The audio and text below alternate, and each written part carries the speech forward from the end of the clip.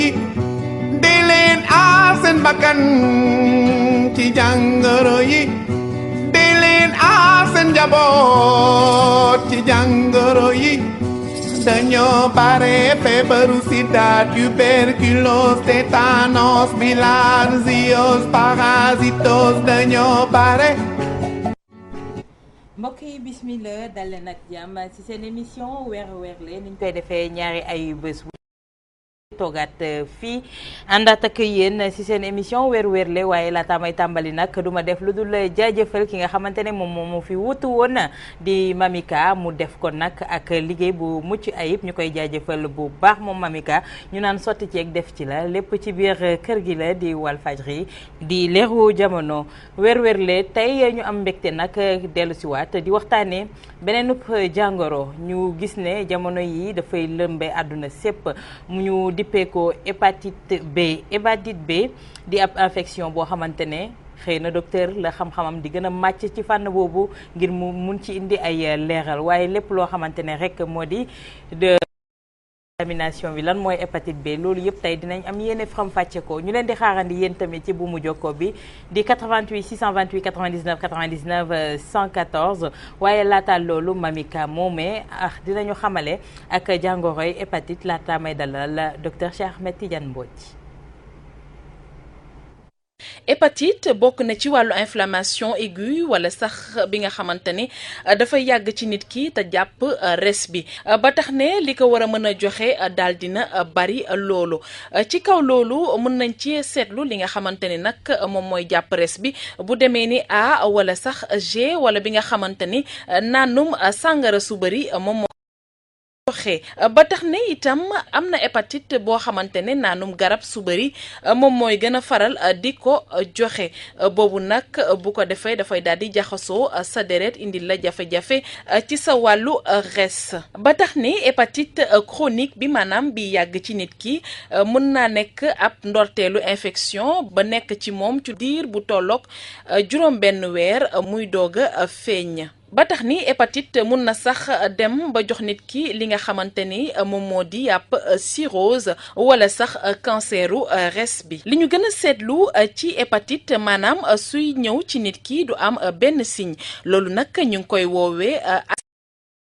ba tey am na itam yenn signes yu nga xamante ni mun na la màndargal que yow da nga am hépatite mun nga dem saa su ne ngay daal di sonn ngay bëgg di wàccu sa yaram di tàng ngay ñàkk lekk wala sax sa bopp di métti waaye nag liñ ci gën a màndargal mooy que ni sa saw yi dafay daal di soppi couleur maanaam jël couleur bu jaune bu foncé ba pare jàpp nag sa yax yépp muy daal di métti waaye nag façon hépatite yi am bari na loolu buñ ko doon xayma mun nañu jàpp ni hépatite A am na hépatite B hépatite C hépatite D hépatite E G wala sax bi nga xamante ni moom moo di hépatite H am na beneen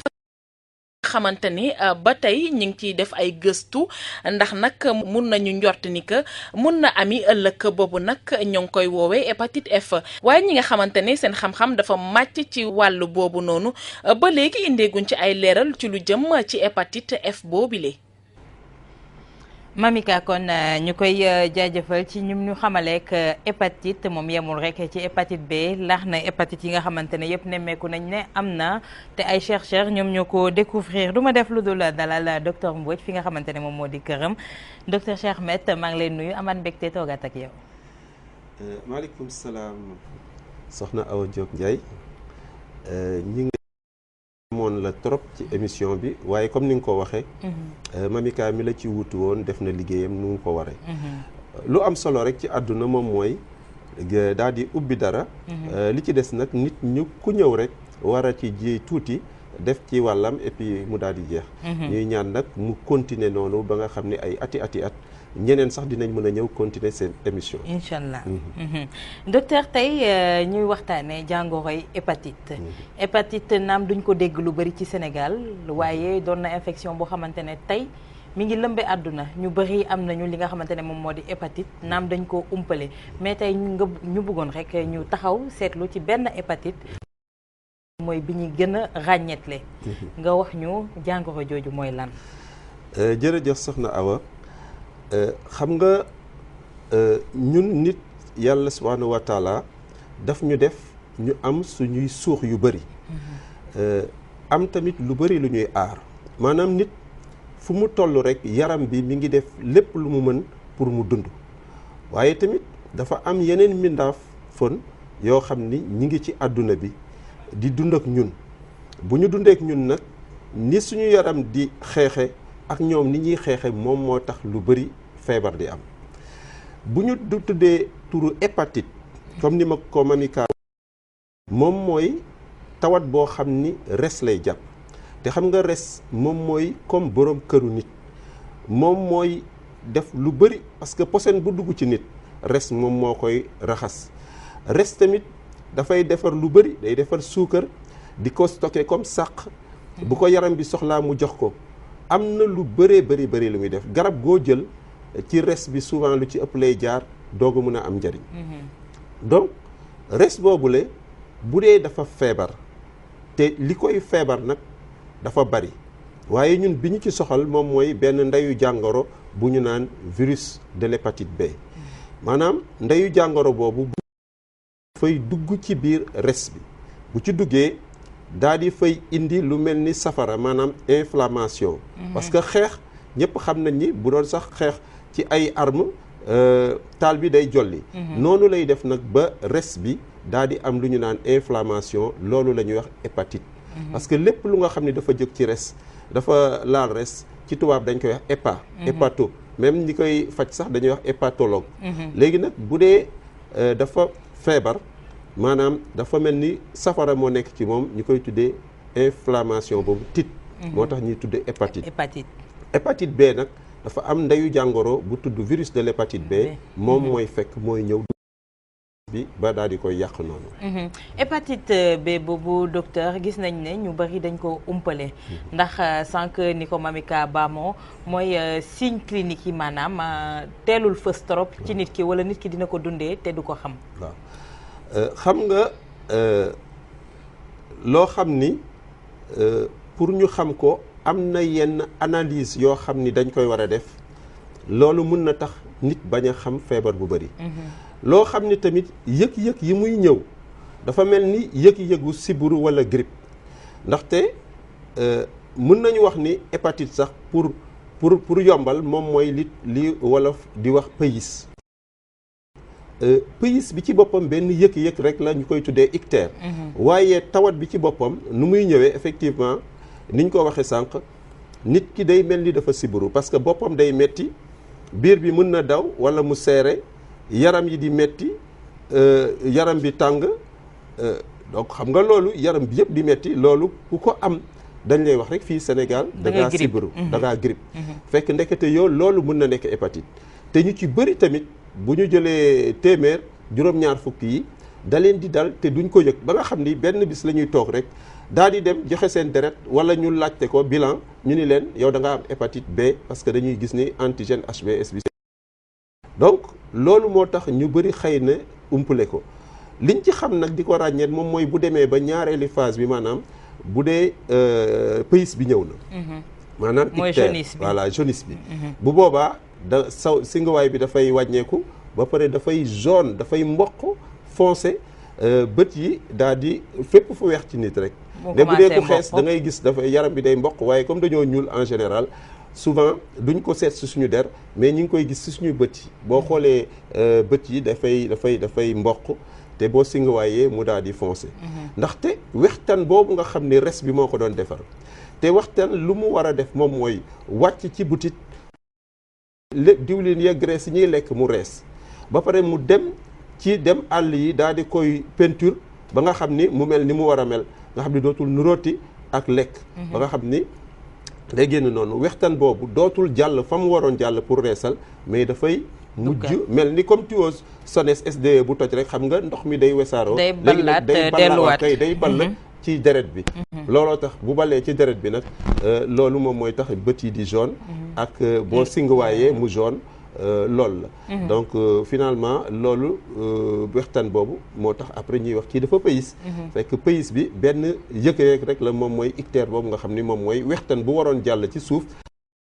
far mu mujj ball dem ci deret gi mais docteur bu fekkee ne kon signe clinique yi maanaam liy firndeel ne am nga jàngoroy hépatite B bu fekkee ne gaaw ñu ko gis wala nit du ko teel a remarqué bokk ci moom ndax tey du àgg ci phase boo xamante ne kon balaa mooy àgg kër docteur dina fekk bay way mbuus. waaw xam nga pays maanaam hépatite B dafa nekk tawat boo xam ni bu ñëwee ci nit bu ñu compter téeméeri nit ñu ko am mën nañu wax ni juróom-ñeent fukk yi ak benn dañuy mujj wér te loolu am na solo parce que bis bu ñu waree fekk egg ci faj médecine ni ñu koy xalaate ak ñi ko traditionnalistes yi di xalaate du bokk ndaxte dañuy wax ni res moom mooy defar lépp bu feebaree dañ ko war a bàyyi mu noppalu te virus bi bu dee téeméeri nit yu mu jàpp juróom-ñeent fukki yi ak juróom-ñeent dañuy war a wér kenn ki rek moo ci mën a am lu ñu naan hépatite aiguë fulminante boo xam ni mën na ko faat nga xam ni te loolu la tawat boo gis am na yuy tisati ak yoo xam ni dafa aigu looloo tax nag ñu bëri duñ ko yëg bu ñu nee téeméer yu nekk juróom-ñaar fukki yi duñ ko yëg lu dul rek seen deret la ñuy toog ba ci yàgg ay weer ñetti weer juróomi weer ñu xoolal leen rek gis mu am ko loolu moom moo tax ñu bëri duñ koy faral di gis lu dul si deret rek lañ koy gis laata ñuy dañuy delluwaat tuuti ndax yaakaar naa ne foofu sax la ñu waroon njëkk a xool moo di hépatite B boobu lan moo koy joxe ak hépatite B turam ci wolof dëggantaan mooy lan. waaw li koy joxe mooy comme li ma ko waxoon léegi benn ndeyu jàngoro xam nga ndeyu jàngoro yi yàlla daf ñu ko booleeg ñun. parce que tamit nit ki ni muy dundee la li ko wër di dund. yenn yi ñu koy tuddee parasite moom mooy comme yi nga xam ni sibbiru moo koy joxe. yooyu boo joxee ay antipaludéens mu jeex yenn yi ay bactéries di ko joxe comme par exemple ku am méningite wala fièvre typhoïde yeneen yi nag ay virus yi moom mooy grippe moom mooy Ebola moom mooy sida moom mooy hépatite ak li muy laal bu dee par exemple sida par exemple mën na laal soldats yi nga xam ni moo ñuy aar bu dee par exemple grippe mën na laal bakken bi ak xëtër bi mais bu dee par exemple lii nga xam ni moom mooy hépatite res bi lay laal donc ndeyu jàngoro boobu moo koy joxe te dafa bari Sénégal dafa bari ci suñu pays sahéliens yi parce que prévalence bi dafa bari lool boo xoolee nee nañ téeméeri sénégalais boo gis juróom-ñett fukk yi ak juróom xam nga loolu bari na mas nañu nekk ak hépatite bi mas nañ ko am waaye nag ñiy wér mooy ëpp ñiy wér moo ëpp malheureusement nag fukk ak juróom c'est-à-dire 17% dañuy am nag li tax sax ñu war a waxtaan ci hépatite moom mooy hépatite chronique maanaam feebar bu sax boobu nga xam ni mooy mujj dem ba law ba mën a joxe cancer du foie ak cirrhose waaye tamit nañu xam ni du ñi ko am ñëpp ñoo ko mën a am ci 17% yooyu 20% dong ñoo ko mën a am te bu ñu leen gisee nemmeeku leen dinañ leen mën a faj jox leen ay garab. docteur dafa am loo xamante ne ci gëstu goo xamante ne maa ngi ko ci doon def ci hépatite B boobu mu mel ni mode de transmission yi dafa xaw a méngoo ak li nga xamante ne moom moo di sida te sida sax am fu mu ko tanee ndax bu fekkee ne ngaanuwaay mun nga cee contracter lii di hépatite B salive mun nga ci contracter hépatite B kon am na fu ko sax sida tanewee ci mode de transmission yi kon waaw li nga wax am na solo ndaxte yenn saa yi dañ koy néewal parce que bu dee tawat bu nga xam ni ñi muy rey du bari ci saa si ñeneen ñi dañ koy am ñu toog duñ ko seet ba benn yoon rek ñu dem kër docteur ñu ne leen am nga cirrhose wala cancer donc loolu moom moo tax xëy na ñu mel ni dañ ko soofantal waaye tawat bu nekk surtout maladie infectieuse dafa am nu ñu koy joxante xam nga boo gisee Ebola ñëpp ragal ko moom dafa njàng parce que moom ni muy contaminé dafa lii bon sida ñu wax ni ci mbirum sëy ni c'est souillé ak diggante yaay yoo xam ni ñoom dafay am doom ak nampal bi loolu hépatite B ñoo ko nuróole ci loolu waaye dañu ni ndeyu jàngoro boobu téeméeri yoon la gën a mën a indi la mën a gaaw a jàpp nit que lii que sida parce que tamit sida bu dee ay tuflit du mën a kii waaw bu dee ñaq du ko joxe mais malheureusement hépatite B loolu daf koy faral joxe ak surtout xale yi nga xam ni dañuy koy kenn daf koy am seen góom yi ñuy laalante ay yu mel noonu moom daal waaye nag loolu tamit il faut ñu xam ni maladie infectieuse moo am moom lépp ndeyu jàngoro bu yàlla bind am na yoo xam ni seen wàll dafa gaaw ak ñoo xam ni seen wàll gaawantu en tout cas hépatite B nag dafa fort trop ni muy wàlle ba nga xam ni buñ koy méngaleeg sida ëppale na ko lu mat téeméeri yoon ci ni mu ko mën a gaaw a wàlle te gis nañu itam ne ci fànnu sëy itam da koy joxe su weesoo salive bi ngaanuwaay beeg ak transpiration yi ne mel mais sëy bi itam da koy joxe foofu tamit jar na ñu amal fa taxaw seetlu ne hépatite B mun nañ ko boole si les MST wala waaw kay IST la waaw maladie sexuellement transmissible voilà maanaam xam nga loo xam ni ci lépp lu jóge ci deret ay ndox yuy génn ci nit comme maniyu wala tamit bu dee jigéen ndox yi jóge ci kanamam bu boobaa virus bi daf ciy bari te effectivement dafay am contamination donc hépatite B boobu niñ koy wàllantee moom mooy li nga wax comme sida même mode de transmission waaye rax ci dolli nag ay tuflit salive ak ñaq moom moo gën a daal virulent que sida mooy comme li ma doon laaj benn mère sànq ci ngoon rek ne ko ndax mère xam nga hépatite B mu ne ma jàngoro ji nga xamante ne fóonantee koy joxe waaw en fait xam nga rek comme ni ma wax léegi ndeyu jàngoro yi ku ci nekk ak ni muy wàlle da ngay gis comme bu dee tétanos nga gaañu si tànk ci loo xam ni ay sport tétanique yi ci suuf la ñuy jóge en général dugg ci biir donc moo tax booy def prévention foofu ngay defee prévention fii nag noonu lay wàllante ci sëy ak si salive ak yooyu moo tax li muy wàllante dañ ko war a peut-être moytu c'est surtout ci moytu bi moom mooy buñ ci ñëwee moom mooy comme boobu am na ñàkk boo xam ni dee nit ki juddu war nañ ko mën defal bu boobaa buñ ko defee rek xëy na mën ci mucc quoi. ci fànnu prévention boobu sax ci la ñuy amal taxaw seetlu docteur. gis nañ ne xale yi dañ koy inclure ci seen camp vaccination. mag itam am na vaccin yoo xamante ne war na ko mën a def. mais dañu cibler les personnes yi nga xamante ne tey war nañoo mën a def vaccin boobu contre l'hépatite et muy vaccin boo xamante ne ça prend tu le prends 3 fois mais pendant 6 mois. waaw xam nga lu tax ñu koy def. benn xale bu am hépatite. surtout jële ko ci yaayam parce que bu yaay ji amee tawat bi surtout lu ñu naan ci phase de réplication virale bu forte bu ko joxee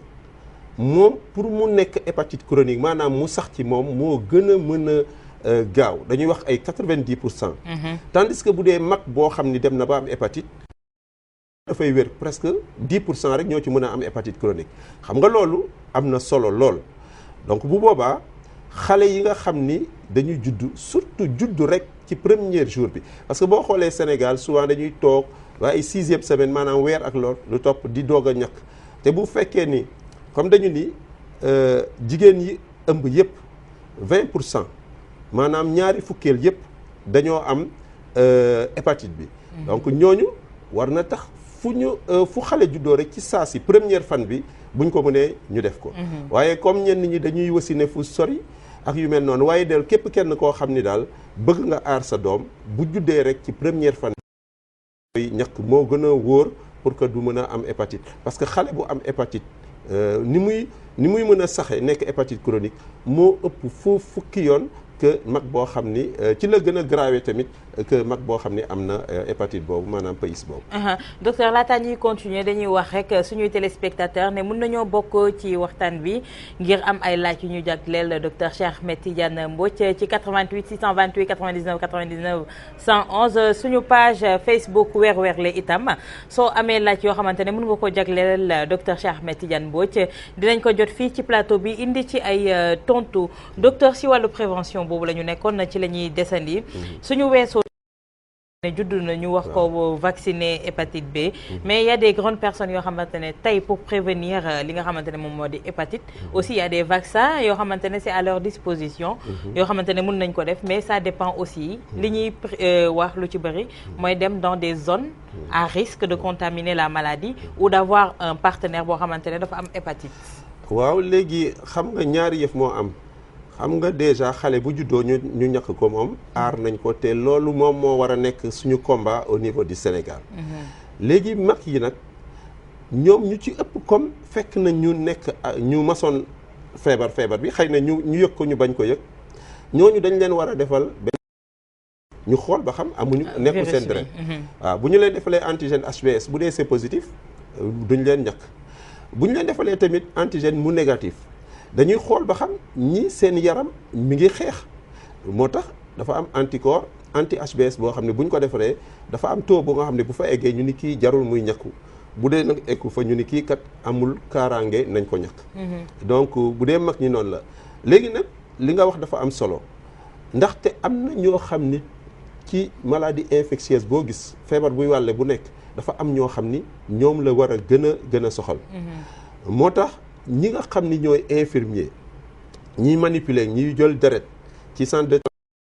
nga xam ni tout le temps ñi ngi laal deret ñooñu dañ leen war a vacciner bon ñi nga xam ni tamit ci xëy na seen bëgg-bëgg dañuy jaay seen bopp yenn jigéen yi wala góor yi nga xam ne aussi dañuy sëy góor ñooñu tamit vacciner wu parce que hépatite bi dafay bari ci ñoom mais comme wax tout tànk yi wax nañ ko bon képp koo xam ne daal sa comportement daal wala fi ngay nekk mën na tax nga mën a deret jaxasonte je pense que ñooñu dañ leen war a vacciner prioritairement mais nag nit bu nekk tamit war na xool boppam dépister seet ba xam am na ko wala amu ko ndaxte bu ko amee lu am solo gastro-entérologue yi yenn médecin généraliste xëy na ñi ngi fi parce que dafa am benn façon boo xam ni noom lañ ko war a defee pour que ëllëg du la indil cancer wala cirrhose te am na ay faj yu ñu ko mën a def loolu nag ay surveillance la yoo xam ni juróom-benni weer yu nekk nga dem def sa bilan boo xam ni day am échographie day am bilan hépatique maanaam transaminase gamma GT ba pare ak lu ñu naan quantification du virus ADN viral yoo xam ni tamit léegi sax ñu ngi koy def Sénégal ñu defaral la ko bu boobaa nag buñ la waxee dara jotu la demal tëddi nelaw nga tëddi nelaw ba juróom-benni weer ñu xoolaat nan la affaire bi dem évolution bi mais docteur laaj bi nga xamante ne bëgg naa ci indi ay leeral itam moo aju ci tout tànk boo xamante ne naam ne hépatite mais tey nga dem ba nekk ab waxambaane wala nga nekk njegamaar bëgg a prévenir fàttaliwu ko ne vacciné ko wala déet ndax kooku mun na defaat vaccin boobu waaw xam nga ñàkk moom dañuy jël tawat bi ñu loofal ko ba mu loof buñ ko dugalee ci yaramu nit ki mën a xeex ci moom man mi ngi mel ni rek xam naa mbër yi nekk yi war a bëre xam naa buñ mun naroon bëre man dañ may sonnal waaye imaginel ñu sonnaloon leen ñu toog ay fan lekkuñu naanu ñu nelawuñu mais bu ñu ñëwee lu ma ñàkk doole dinaa mën a xeex ak ñoom moo tax dañuy vaccination lu am solo la pour que ñu def ko si tout tànk yi waaye buñ la ko defalee boo toogee lu yàgg la nga xam ni moo la doon aar mën na wàññeeku ça dépend ci vaccin moo tax ñuy def rappel buñ la waxee premier mois deuxième mois troisième mois nga vacciné wu mu baax nga dem ba ci ak ñu lay wax juróomi at fukki at noonu la ba saa yooyu xamee ni ki baax na moo tax tout souvent ñenn ñi ñu def ay analyse ku ko mën xool sa anticorps ak sa antigène pour mën a vacciner wu je crois que loolu moom moo tax ñu koy def. mais combien de fois par an la nit ki war a dem pour mën a def dépistage u hépatite B bi combien de fois dans l'année? waaw déedéet benn yoon. ki bu demee benn yoon xool ni amul feebar bi. bu boobaa mu xool ndax moom yaramam mi ngi koy aar wala aaru ko maanaam anticorps. bu boobaa tamit luñ ko ci wax rek ñu ñàkk ko wala ñu ni ko demal sa yoon yow feebar bi mën a sula dara. waaw noonu la léegi nag ki nga xam ni daf ko am kooku moom du ñàkku waaye pour ëllëg mu bañ a am cancer wala cirrhose day dem ci gastro-entérologue yi ñoom mën nañ ko surveiller bu baax comme ni ma ko waxee juróom-benni weer yu nekk ñu defal la bilan bu ñu xoolee bilan bi baax ñu ne la demal sa yoon bu ñu demee nag ba gis ni sikk mi ngi commencé am reste bi mi ngi commencé am problème transaminase ak lii ñu ne la nañ la jox nag garab yi nga xam ni moom moo koy stoppé xëy na du ko wéral mais dina ko stoppé pour que yow tamit doo egg ci tawat boobu. docteur su ma la déggee dafa mel ni kon jàngoro bi suñ ko décelé très tôt mun nañ ko wéral mais comme que signe clinique yi du manifesté wu dafa nekk maladie boo xam ne kon mun nañ jàppee ne maladie bu sournoise la mais kon latence boobu su yàggee diirub ñaata temps la ñu mën a nemmeeku mu àgg benn degré boo xamante ne mun nañ ko wax hépatite chronique. waaw léegi bu nit ki tawatee juróom benn weer lañ koy may bu tawat na nii ñëw am hépatite bi comme niñ koy gisee suñu cabinet yi ñu jàpp bu ñu demee juróom benn weer bu dee naru ko am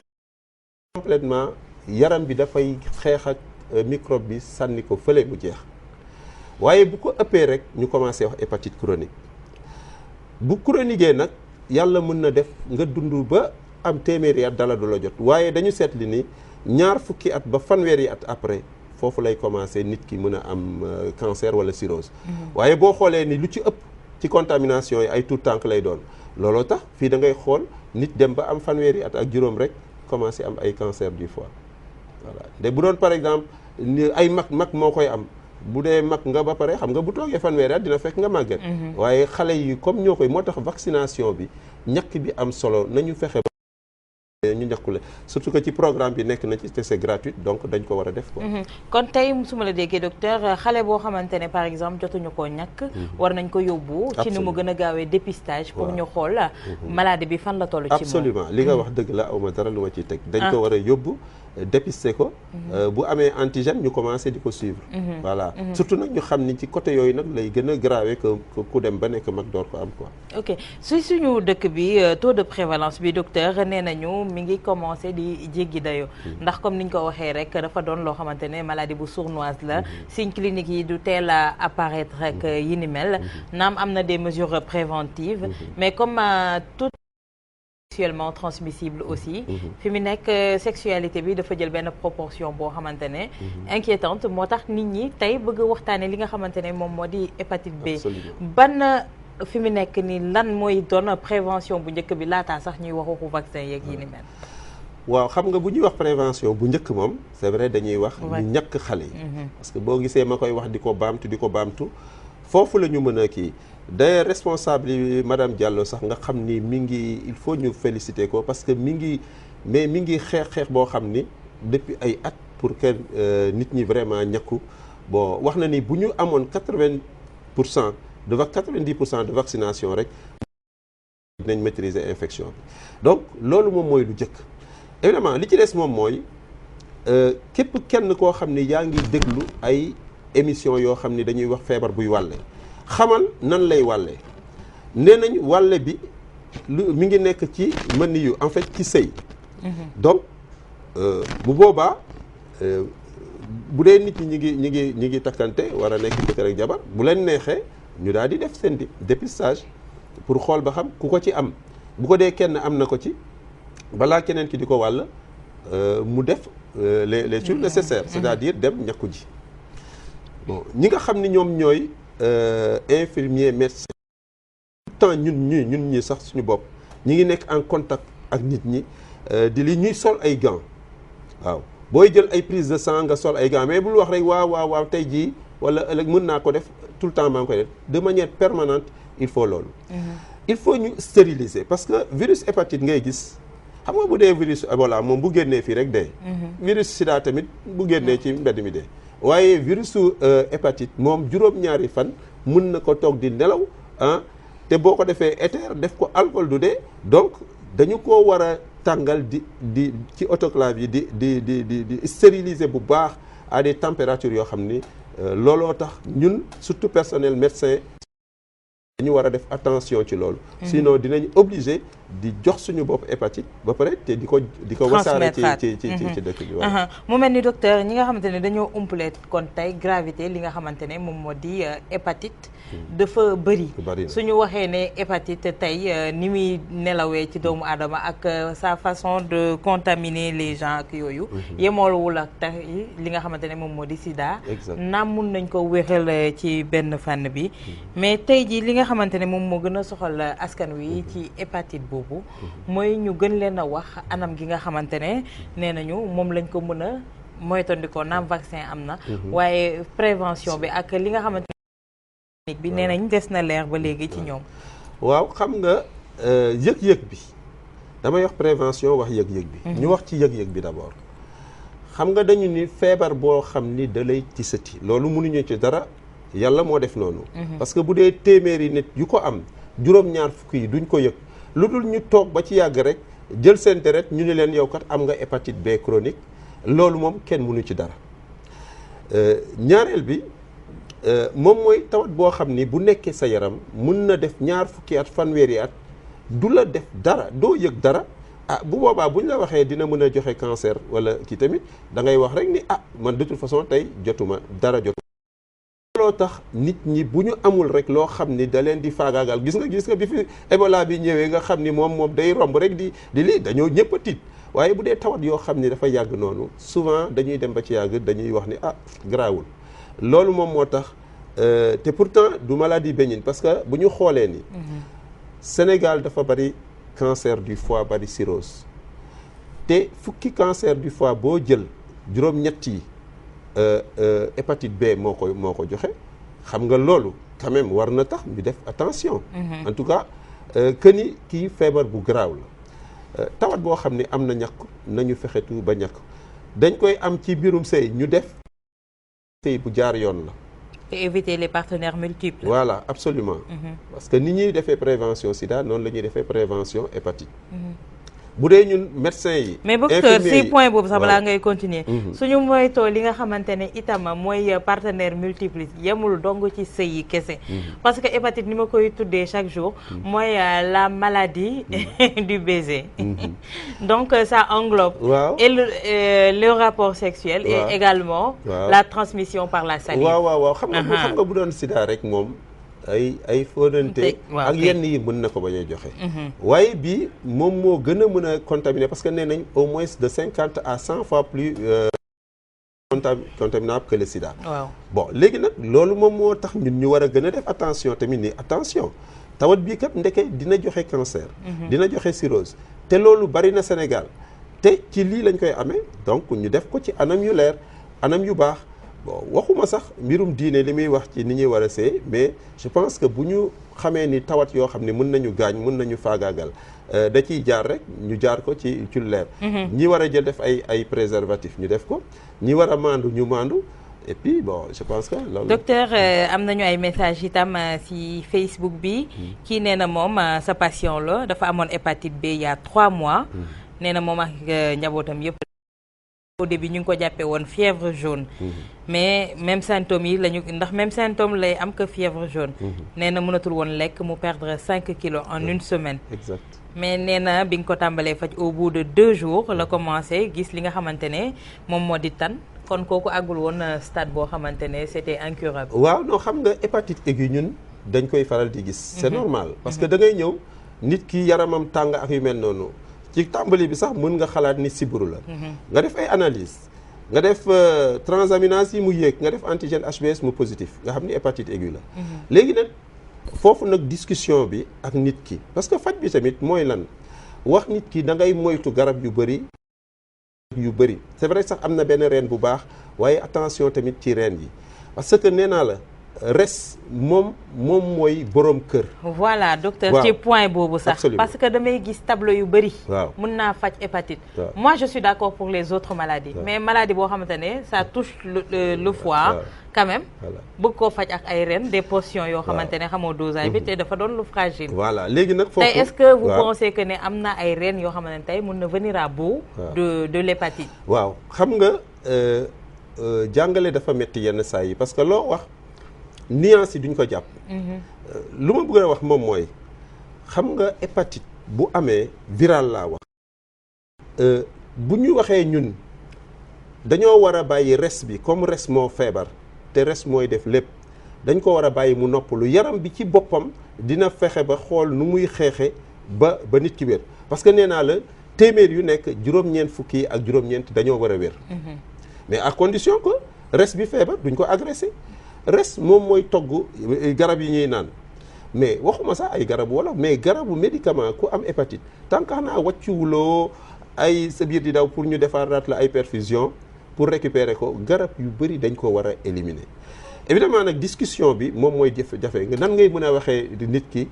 buñ la jox garab te mu feebar loolu mooy rôlam war na ko mën a wax quoi. docteur laataan ñuy continuer suñu page Facebook ñu ngi may def signe que ne am na ñu nekk ci buumu jokko bi asalaamaaleykum. mu mel nii rëcc na du ñàkk ne dina dellu si waat. waaw 628 lay doon. 628 99 99 114. docteur waaw ma jeexale fi léegi nag. dafa am ren bu ñu naan Bakis. waaw mu mel ni ñëw na ñuy priorité asalaamaaleykum. waaleykum salaam. sëñ bi tur bi naka la fooy wootee. Mat Mbaye di wote jàmm ga. waaw ñu ngi lay déglu nga yokk baat bi tuuti ngir dégg-dégg bi gën a neex. Mat Mbaye di wote jàmm ga. waaw Mass ñu ngi lay ziar di déglu sa kàddu yi ngay jagleel docteur. waaw ñu ngi rafetlu seen émission bi. jërëjëf.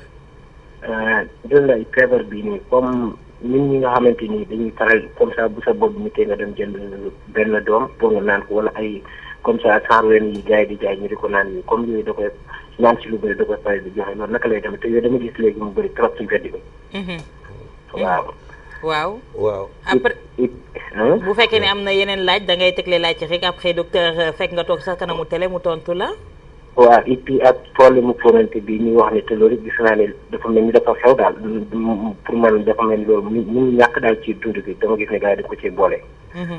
kon loolu naka lay nit di def kon ba mën koy moytu sama gis ci lu loolu laa doon laaj. jërëjëf Mass Mbaye docteur dañ koy may 2 à 3 minutes mu àgg rek. ñu jagleel ko tontu yi. voilà waaw ci li mu laaj li mu njëkk a wax dafa am solo maanaam. ñi di ñaan ay garab yoo xam ni ci garab yu bëri la ak bëgg garab xam nga loolu la ñuy wax hépatite toxique parce que dañuy wax hépatite virale B moom mooy boo xam ni ndeyu jàngoroom moo koy joxe bu tuddi hépatite virus de l'hépatite B waaye dafa am comme ni ko Mamika waxoon sànq hépatite toxique yoo xam ni ay posen ñoo koy jël te posen moom mooy garab pos mën na nekk posen bu dose bi ëppee léegi yooyu nag bu ko nit ñi di def te xam nga res moom mooy liggéey loolu buñ ko empoisonné effectivement nañu moytu garabu mbedd nañu moytu garab boo xam ni dafa périmé mais nañu moytu tamit reen yoo xam ni dañ koy jël ci dose boo xam ni xamuñu ko te noonu lay jeexale sax ci di wax ni Bakis baax na waaye problème mu dose bi la parce que bu ëppee dafay joxe lu ñu naan dégénérescence graisseuse du foie te loolu dafay gën a lu ëpp tuuru daal lan mooy Bakis ay reen la yoo xam ni dañ koy faral di joxe ci pays parce que hépatite mooy pays waaye dose yi nañ ko xool problème mu médecine traditionnelle daal mooy problème mu dose quoi ak garab yi ñuy joxe est-ce que xam nañ ko wala xamuñu ko mu mel ni am na keneen ku nekk ci buumu jokkoo bi asalaamaaleykum allo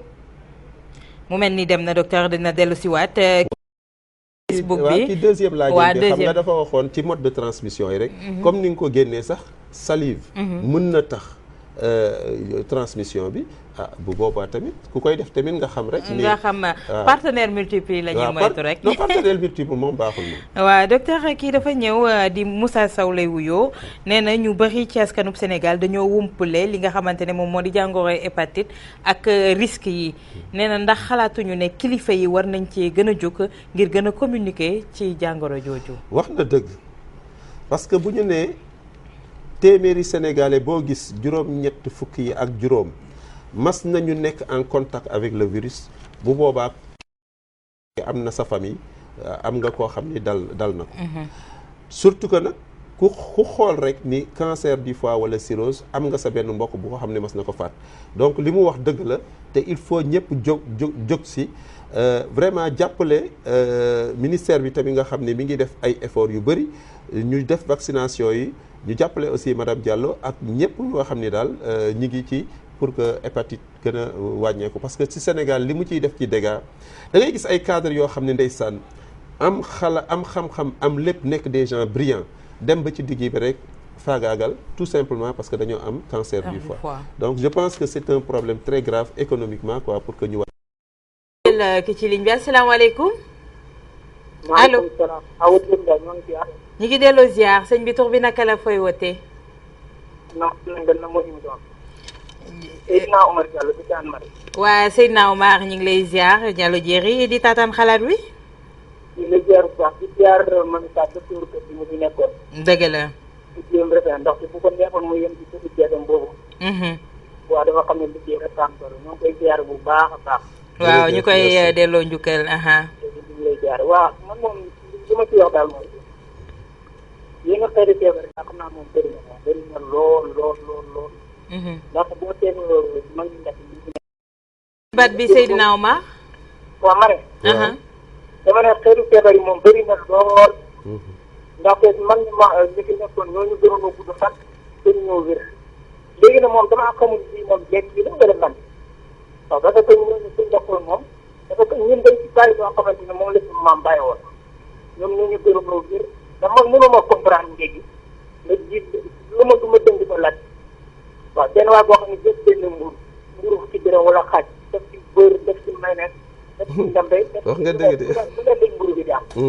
nga jël kaasu kafe dugg mais loolu moom damay laaj ndax man juróom ci wàllu bi yaram mais daal loolu daal jaaxal na ma daal nga lii daal moo xaw ma dégg ci la xaw ma daal feebar yi bëri na lool jërëjëf Seydina. waaw jërëjëf Seydina Omar Diallo doon wootee Hann Maristes moom di fidèle téléspectateur ak auditeur bu Walfadjri ñu koy jaajëfal mais docteur laata ñuy ñëw si Seydina Facebook bi itam ñoom ci la ñu bokk. kii di Cheikh Gueye moom prévention yi la laajte defe naa tontu nañ ci. sànq ba léegi ci la ñuy wax. Birane Gueye nee na moom ndax cette maladie peut se guérir dans le temps sans qu'il y ait un suivi médical ndax mun jàngoro ji mën na wér. te demuñu seeti kër docteur wala jël ay garab yu koy may pour mu wér. waaw xam nga li mu wax am na solo. ñi am na ñoo xam ne dinañ am hépatite chronique waaw mooy bu sax bi. ñu dem ba ci yàgg mu jeex. lan moo koy jeexal. non yaram day xeex toujours. xam nga yaram amul benn bis bu nga xam ne mi ngi xeex di dindi cancer yi nekk su ñun di rey ay microbe parce que soldats yi xoolal bu ñu la waxee toq deret bu nekk am na par exemple 5000 globules blancs à 10 000 globules blancs te loolu yëpp dañuy xeex donc loolu mën na nekk waaye nag loolu wóorul rek parce que am nga tawat demal si docteur boo xam ni dina la ko seetal ba nga xam ni saa yu gisee ni problème am na mu mun la jox faj bi te comme faj bi am na naam cher na waaye ba tey am na yërmande bu ci am tamit ci ñu koy jox nit yi waaw. docteur ñu jël ki ci ligne bi asalaamaaleykum. waaleykum salaam. sëñ bi tur bi naka la fooy wootee. maa ngi tudd Moussa Ndiaye di département. waaye ñu ngi lay déglu. waaw dama doon laaj parce que dama demoon benn jour hôpital. doon def consultation ci affaire gastro mais par la suite ñu orienté ma. na wax ci kaw. waxal ci kaw tuuti sëñ bi. waaw par la suite ñu orienté ma.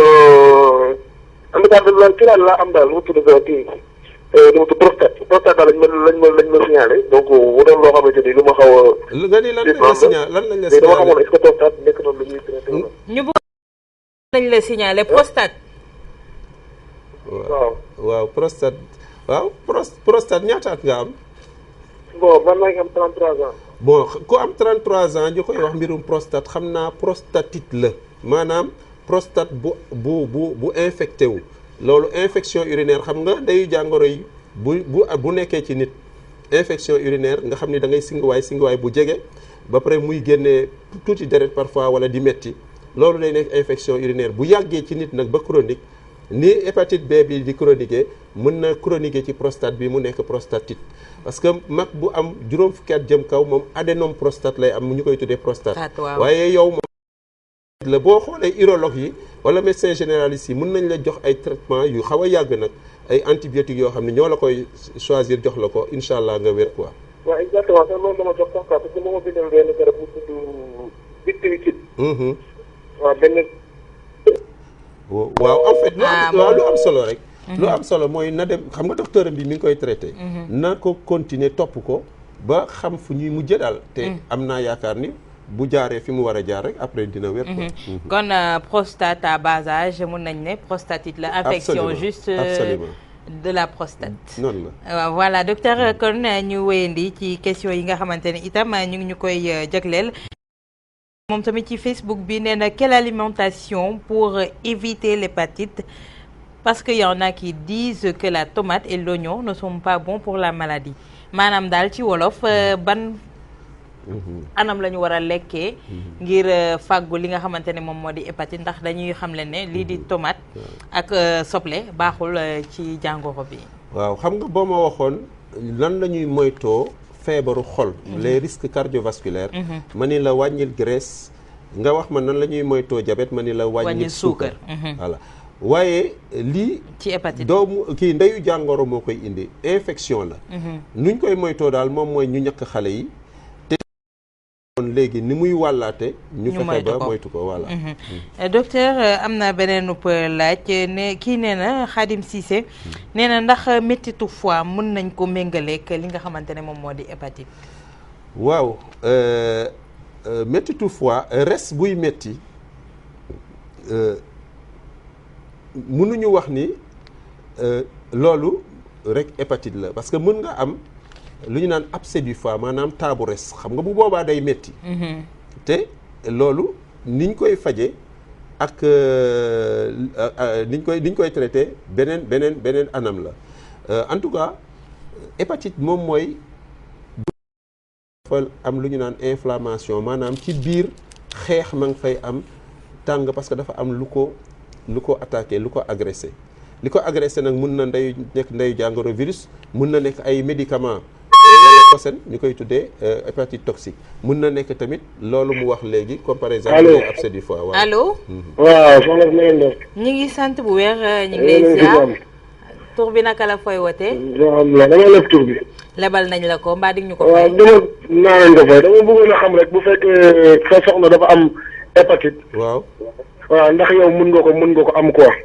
waaw ci bu justement ndax xale bi ñu piqué si juddoom. waaw après dootul piqué rooti. waaw kay léegi ku ko sa soxna am ça dépend mën nga ko am bu dee yow amuloo benn protection waaw maanaam bu ma waxee protection moom mooy ñàkkuwuloo woon wala yow fekk na amul xam nga nit ki mën na am feebar bi ba pare daal di am ay anticorps nga xam ni dootu ko mën a amati comme ça boo sëyee mën nga sëy ak nit ki yow mu mel ni sa yaram ñàkku na moo tax ñooñu buñ leen xoolee ba pare sax dañ leen wax jarul ngay ñàkku kooku donc mën na continuer di sëy ak soxna parce que yaramam ñàkku na donc képp koo xam ni ñàkku na par ñàkk yi ñuy ñàkk wala fekk na feebar na ba pare yaramam ñàkku kooku bu boobaa am na protection bu amul du baax moo tax ku sa jabar am antigène HBS hépatite chronique yow da nga war a dem nga def antigène ak anticorps boo dépisté foofu nag lañ lay wax ndax yow da nga war a ñàkku wala waruloo ñàkku mu wax itam ci doom ji ndax soxna si su ëmbee doom ji mun na am risque am ko ma yaakaar ne au moment de l'accouchement c'est plausible mu am ko waaw non ëmb bi tamit boo gisee 3e trimestre bi ñiy joxe yenn saa yi garab bu ñu naan lamivudine pour que mu bañ fa am effectivement ci dernier tiers de la grossesse bi mun na xale bi mun na ko am mais l'essentiel c'est que bu juddoo rek dañ ko war a ñu vacciner waaw allo salaamaaleykum waaleykum asalaam tur bi naka la fooy man la Pape Gueye bu Sicap Mbao waaw Pape ñu ngi lay déglu bu Dëgg Mbodj na nga def sant yàlla alhamdulilah man la Pape Gueye bu Sicap Mbao jërëjëf na nga def alhamdulilah ñu ngi sant bu baax waaye naka laaj bi waaw waaw xanaa di la sant rek kontaan ci émission bi rek jërëjëf gis ne vraiment li ngay wax c'est important yaa ngi dimbale nit ñi di dimbale nit ñi ak conseil et tout jërëjëf vraiment c'est important daal kontaan nañu trop merci beaucoup waaye vraiment conseil bu ma sañoon na nga jox ma benn laaj de ci hépatite bi waaw mu mel ni docteur kooku dafa doon rafetlu moom moo di émission bi am na solo waaw góor day yokk ngóora ñu koy jaajëfal kon docteur ñu continuer ci point bi nga xamante ne fa nga taxawoon rek dafa am koo xam ni dafa waxoon ci ndax kii bi res buy metti xam nga res buy metti bu ñu demee ba res buy metti sax souvent yenn saa yi mën na nekk cancer du foie mun na nekk comme li ma wax tamit abcès du foie. mais en général bu dee hépatite simple rek surtout hépatite B bi ñu tax a jóg du metti daal. docteur kii El Hadj Pathé Ndiaye waru woon sant Ndiaye de Diop la waroon sant nee na est-ce que manger de la bouillie en famille dans un même bol peut donner l'hépatite. waaw kii moom li mu wax am na solo. parce que tamit bu ñuy waxee liy wàlle war nañu wax li dul wàlle. boo demee WC du tax mu ñuy wàlle. lekkante lekk ci mbooloo tamit du tax muy wàlle waaw loolu moom am na solo lool. docteur kii nee na est-ce que la maladie peut se guérir dans le temps kooku tontu nañ ko. kii dafa ne ndax jàngoro ji mën na wér ndax bu fekkee ne tamit méttit yi tar na ndax mu àgg fenn fi dina wér kon. waaw xam nga bu dee koo xam ni mi ngi doog a am jàngoro bi mooy hépatite aiguë parce que dañuy war a séddale ñaari tawat yi. hépatite aiguë moom mooy nit ki am pays léegi affaire bi tar nga xam ni yaram bi day dañu ne ñi ci mën a faatu bariwul mais nag tamit à condition que ñooñu ñu bàyyi leen ndànk ak seen res bañ leen jox ay garab yu bari que ce soit garabu tubaab que garabu wolof. loolu nag boo ko waxee souvent ci ñenn ñi dañuy jaaxle waaye lu tax ma wax loolu gis nga boroom kër bu feebaree. est-ce que dinañ ko sonnal ak ay dépenses ak ay yooyu day wax bàyyi leen ma noppalu. te res moom mooy borom kër parce que moom mooy jël médicaments yi mooy jël toxique yëpp di ko dindi mais bu feebaree dañ koy bàyyi mu tranquille d'autant plus que yaram bi yàlla may nañu lu tax muy def pour mën a kii voilà moo tax loolu tamit xëy na médecins yi nañ ko jàngal nit ñi mais nit ñi tamit accepté ko xam ni hépatite virale boo ko amee lu ci ëpp moom mooy dañ lay calmer lekk bu baax noppalu bu baax ba nga xam ni sa yaram nag fippu na après nga wér. waaw docteur si page Facebook Weer Werlé ba léegi rek kii mi ngi tudd La Fleur Niang nee na je voulais savoir le mode de transmission le plus fréquent. Le plus fréquent buñ ko xoolee ci Sénégal mën nañu wax ni. waaw ñi nga xam ni ñi ngi am doom parce que dañu ni 20% des femmes enceintes maanaam foo jëlee. ñaari fukkeel yu nekk ci ay jigéen yu ëmb dañu am virus bi donc bu ñu xoolee loolu daal li ci ëpp def naa ni transmission de la mère à l'enfant. Il est vrai que les relations sexuelles tamit ak am na tamit ay transmission ci biir njaboot gi ce qui fait que daal mën nañu wax ni ay façon transmission yu bëri la xëy na niñ ko jàngee mënuñu ci wax bii moo ëpp waaye daal nañu xam au moins ñetti façon transmission yooyu par voie sexuelle par voie maternelle ak aussi ci biir njaboot gi niñ koy daan contacté bi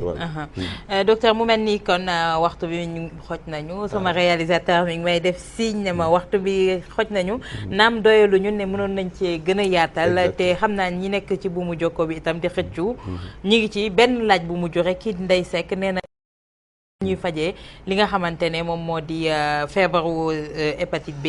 ak fan la ñu mën a dem ñàkko ji. voilà léegi bu dee ñàkku moom xam nga ci programme bi mën nañu wax ni centre de santé yépp Sénégal moom ñàkku bi moom yomb na fu ñu koy defee. bu ñu demee ci pharmacie yi tamit dañuy jaay vaccin hépatite. bu dee nag ñi nga xam ni ñoom ñooy saytu feebar yooyu ñi ngi koy tuddee gastro-entérologue tawat boo xam ni nag ay ndeyu jàngoro moo koy jox. maladie infectieuse moo tax ñuy wax waaye comme hôpitalu Fann moom rek mënul jël sénégalais yépp bépp centre de santé boo xam ni ñu ngi fay def am na service yoo xam ni dañuy faj maladie infectieuse donc médecins yi tamit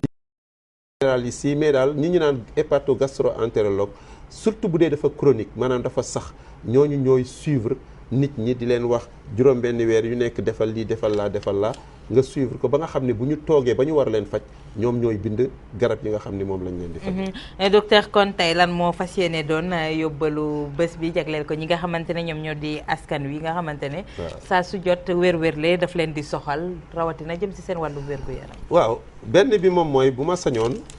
ku juddu ñu ñàkk la. ñaareel bi nañu moytu ku yaramam tàng rek ñu ni la da ngaa pays daal di dem jox la ay garab parce que. tout le temps loolu dafay am ñi ñuy faj sibiru tamit nañu def attention parce que nit ki yaram nam tàng da nga faj ko sibiru da ngay gis parfois ñu defal ko garabu sibiru wérul ñu joxaat ko garabu sibiru wérul ñu joxaat ko garabu sibiru finalement fekk ñi ngi yàq res bi donc boo defee traité sa malade parce que tamit mënoo ñëpp nga defal ko analyse quelque temps tanewul gaawal nga defal ko au moins bilan boo xam ne am na transaminase antigène HbS au moins bu dee hépatite ñu def attention parce que foofu plus nga koy gën a jox ay garab n'importe comment plus nga koy gën a lor loolu nag dëgg la ñu gëm ko ñu bañ ko gëm loolu la parce que res bu feebaree dañ ko war a bàyyi mu noppalu. docteur mu mel ni kon lancé bi nga xamante ne jël nañ ko mooy ci MST yeeg IST yi. wéyandi ay bés yi di ñëw comme li ma ko waxee li ko soxal mooy dañu nemmeeku les maladies sexuellement transmissibles commencé jël benn proportion ak une sexualité précoce te weer la li ko tax a jóg mooy aar ak feggu yenn ci ay jàngoro. d'accord naa loolu moom amul problème. jërëjëf docteur Mbodj ñu koy jaajëfal yéen i tamit ñu leen di jaajëfal yéen ñi safoo leeru jamono Walfadjri ba lépp lu ñu leen dégtal ci seen njëriñ di ngeen ko jëfee ci li nga xamante ne moom moo di seen émission weer weerlee may jaajëfal sama réalisateur Charles René Fall di jaajëfal Mame Sidi Diop Cheikh Tidiane Diop ñaari njëwween yi laa feggoo woon ci fi nga xamante ne moom moo di technique bi El Hadj Guèye sama webmaster lépp lu aju si Walf Facebook weer weerlee moom ma koy dégtal di jaajëfal itam Ndella Mar mi àndoon ak ñun ci maquillage bi ñu leen di jaajëfal dig daje ñaari ay bés bi di ñëw bu soobee suñu borom. ci